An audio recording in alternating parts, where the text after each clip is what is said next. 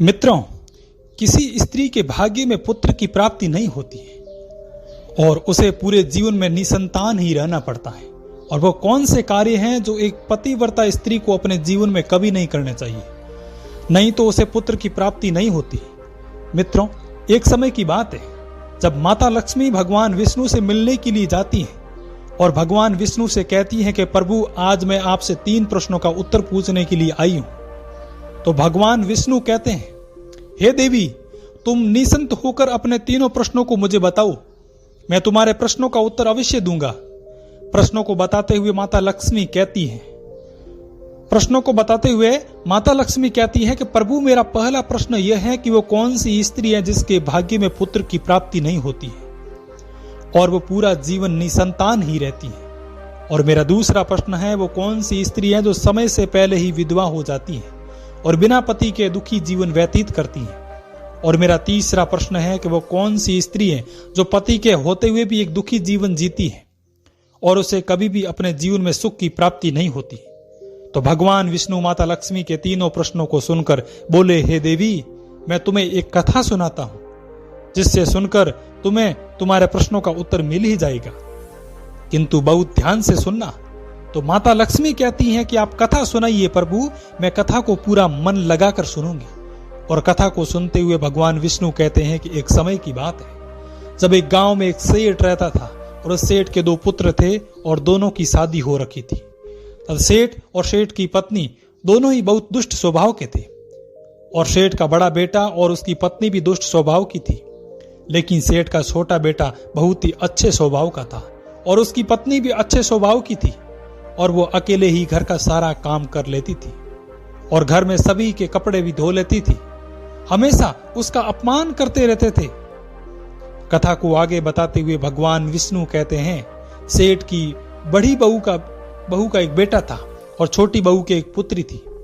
सेठ की पत्नी उसे छोटी बहू की पुत्री को लेकर उसे हमेशा ताना मारती थी। फिर भगवान विष्णु कथा को आगे बताते हुए बोले, हे देवी, अब मैं उस सेठ की छोटी बहू की कहानी अच्छे से समझाता हूं कि उस छोटी बहू की कहानी से तुम्हें तुम्हारे पहले प्रश्न का उत्तर मिल जाएगा कि वो कौन सी स्त्री है जिसके भाग्य में कभी भी पुत्र की प्राप्ति नहीं होती है। तो इस कथा को सुनो।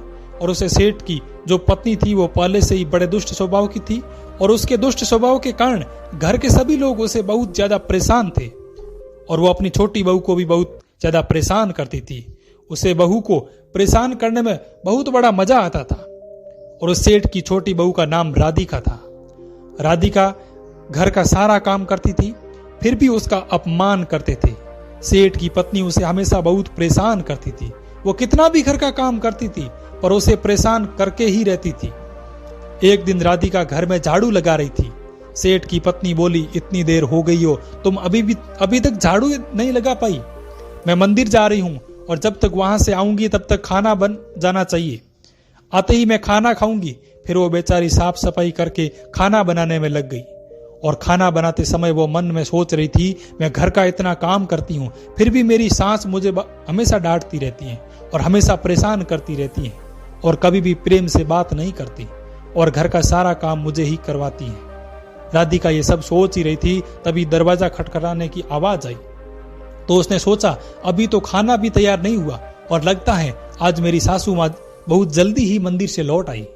फिर राधिका दरवाजे के पास गई और दरवाजा खोला तो उसने देखा कि दरवाजे के बाहर एक साधु महाराज खड़े हैं। फिर वो साधु महाराज राधिका से कहते हैं, बेटी, मुझे कुछ भोजन करवा दो, मुझे बहुत जोर की भूख लगी है। तो राधिका बोली, महाराज, मैं आपको भोजन तो करा लेती, पर मेरी सास बहुत दुष्ट स्वभाव की है और वो मुझे बहुत तेजी, और अभी वो मंदिर गई हुई है और वो मंदिर से आते ही मुझे आ गई, तो उन्होंने मुझे आपको भोजन कराते हुए देख लिया तो मुझे बहुत मारेगी, इसीलिए मैं आपको भोजन नहीं करा सकती। तो साधु बोला, बेटी, थोड़ा सा ही भोजन करवा दो, मैं बहुत सुबह से भूखा हूं। साधु की ये बात सुनकर राधिका को दया आ जाती है और साधु से बोली, महाराज, आप अंदर आ जाइए, मैं आपको भोजन देती हूँ। फिर वो साधु अंदर जाते हैं और राधिका उन्हें भोजन करवाती है। और अभी साधु भोजन कर ही रहे थे, तभी अचानक से राधिका की सास मंदिर से घर आ जाती है और उसे साधु को भोजन करते देखा। बोली, देख कि ये मेरा घर है, ना कि ये भोजनालय है जो हर कोई भोजन करने के लिए यहाँ आ जाए, और तुमने साधु को भोजन क्यों दिया? क्या अन्न मुफ्त में आता है जो हर किसी साधु को भोजन खिलाते हो? ये कहते हुए उसे साधु को धक्के देते हुए घर से बाहर निकाल दिया और उसका खाना उठाकर बाहर फेंक दिया। फिर राधिका से कहने लगी, तुमने इस साधु को भोजन क्यों करवाया? अन्न कितना महंगा आता है, तुझे पता नहीं अब घर के लोग क्या कहेंगे? तो राधिका डरते हुए बोली, साधु बहुत भूखा था, इसलिए मैंने उसे भोजन दे दिया था। उसे मैंने अपने हिस्सा का भोजन दिया था, इसलिए आज मैं भोजन नहीं करूंगी। और इतना गुस्सा क्यों होती हो? भोजन तो मैंने उसे अपने हिस्से का दिया था। और वो सास भी गुस्से में आकर राधिका को धक्के मारकर घर से बाहर निकाल दिया और बोली, जा, अब तुझे भी इस घर में रहने की जरूरत नहीं है और कभी मेरे घर में मत आना। फिर राधिका दरवाजे पर बैठकर रोती रही, किंतु उसकी सास ने दरवाजा नहीं खोला। फिर राधिका ने सोचा, अब यहां से मुझे अपने मायके जाना होगा। फिर वो अपने मायके जाने लगती हैं तो बीच रास्ते में घना जंगल पड़ता है। राधिका भूखी प्यासी अपने मायके जा रही थी, तभी बारिश होने लगती है। फिर राधिका वही जंगल में एक पेड़ के नीचे बैठ जाती है, लेकिन फिर भी बारिश की बूंदें उसके ऊपर गिरने लगती हैं और वो भीगने लगती हैं। तो उसे एक और पेड़ दिखाई दिया जो काफी बड़ा था। तो वो बारिश से बचने के लिए उस बड़े पेड़ के नीचे जाकर बैठ गई और रोने लगी। तभी उसे एक संत मिले और संत ने कहा, बेटी तुम क्यों रो रही हो? तो राधिका ने संत को सारी बात बताई। संत ने कहा, वो लोग तुम्हें इसलिए परेशान करते हैं क्योंकि तुम्हें अभी तक पुत्र की प्राप्ति नहीं हुई, लेकिन तुम चिंता मत करो, मैं तुम्हें एक पर्ची देता हूं जिसमें पुत्र प्राप्ति का उपाय लिखा है। फिर संत ने उसे एक पर्ची दी और कहा कि इसमें लिखा उपाय को यदि तुम पूरी निष्ठा से करते हो तो तुम्हें पुत्र की प्राप्ति अवश्य होगी। और फिर इतना कहकर वो संत वहां से चले गए। फिर राधिका अपने मन में सोचने लगी, यदि मुझे पुत्र प्राप्त हो जाएगा तो भी अपने ससुराल में बहुत सम्मान मिलेगा और मेरी सास भी मेरे बहुत इज्जत करेगी। ये सोच ही रही थी, तभी बारिश बंद हो गई और फिर उसने पर्ची को खोल दिया और पढ़ा तो उसमें लिखा था कि पुत्र प्राप्ति के लिए स्त्री को हमेशा अपने पति के बाएं ओर सोना चाहिए। और पर्ची में आगे लिखा था कि मासिक धर्म शुरू होने के प्रथम 4 दिवस में स्त्री व पुरुष के मिलन से पुरुष रोग प्राप्त होता है, इसलिए मासिक धर्म में प्रथम 4 दिन तक पति पत्नी को मिलन नहीं करना चाहिए। तथा मासिक धर्म के 5वें दिन मिलन से कन्या की प्राप्ति होती है और 6ठे दिन मिलन से पुत्र की प्राप्ति होती है और 7वें दिन मिलन से बंध्या पुत्री होती है।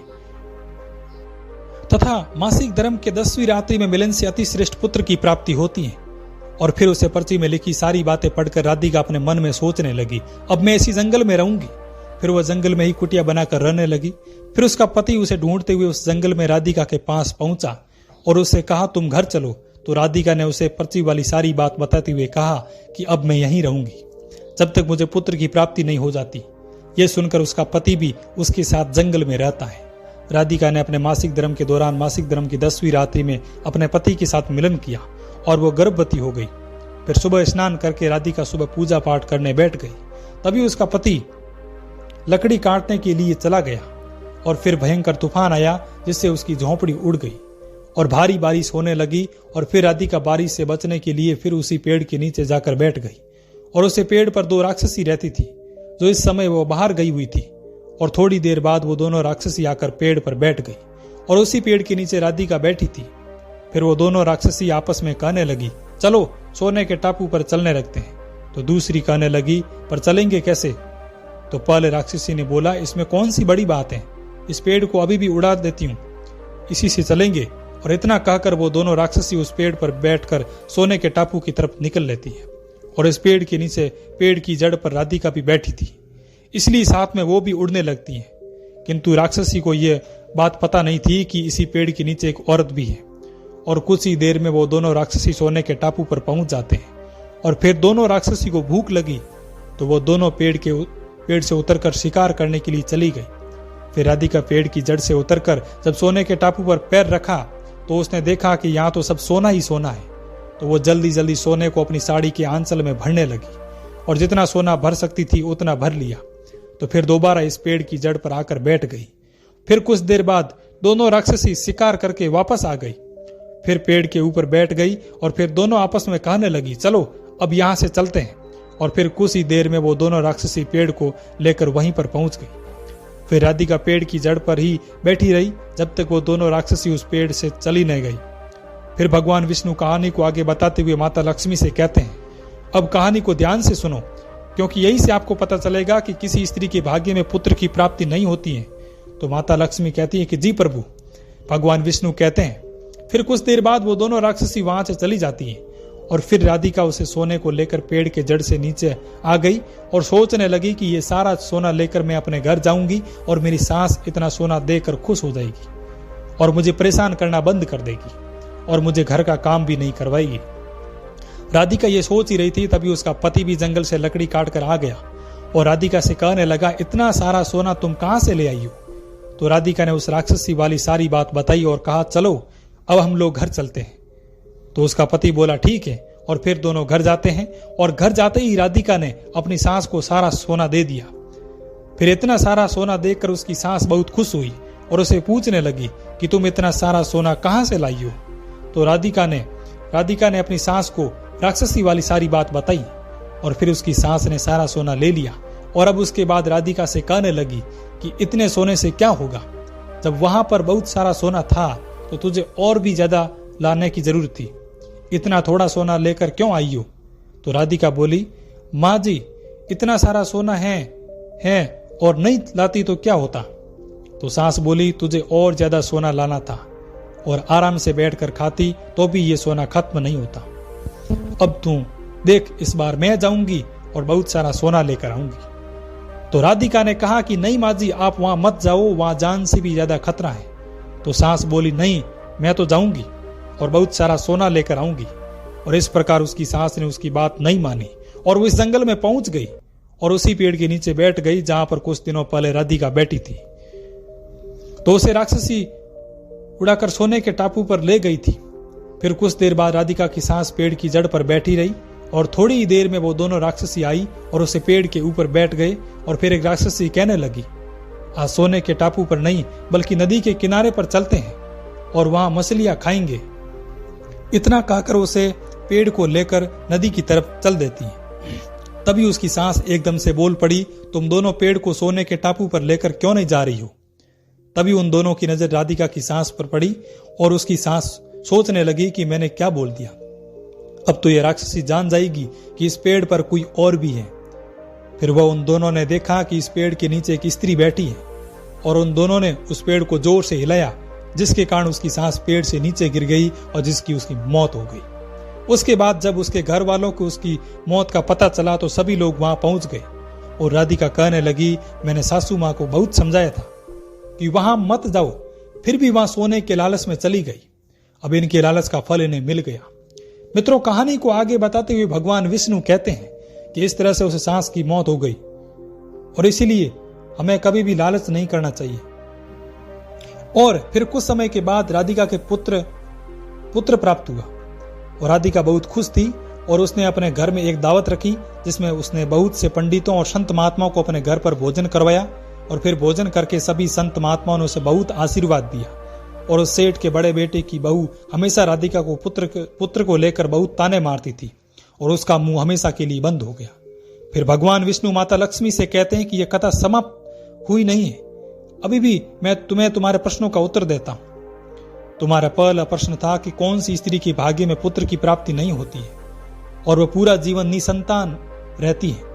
जो स्त्रियां संत द्वारा दी गई पर्ची में लिखी बातों के विपरीत कार्य करती हैं तो उनके भाग्य में पुत्र की प्राप्ति नहीं होती है।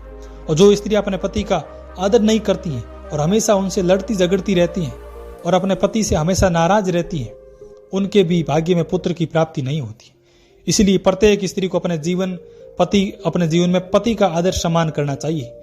और तुम्हारा दूसरा प्रश्न था कि कौन सी स्त्रियां जो समय से पहले ही विधवा हो जाती हैं और बिना पति के एक दुखी जीवन व्यतीत करती हैं।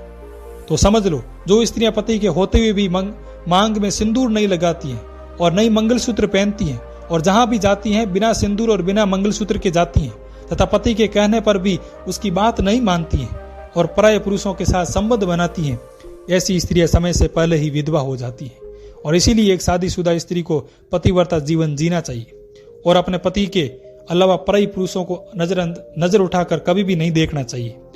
तुम्हारा तीसरा प्रश्न था कि वह कौन सी स्त्रियां जो पति के होते हुए भी एक दुखी जीवन व्यतीत करती हैं और उसे अपने जीवन में कभी भी सुख की प्राप्ति नहीं होती।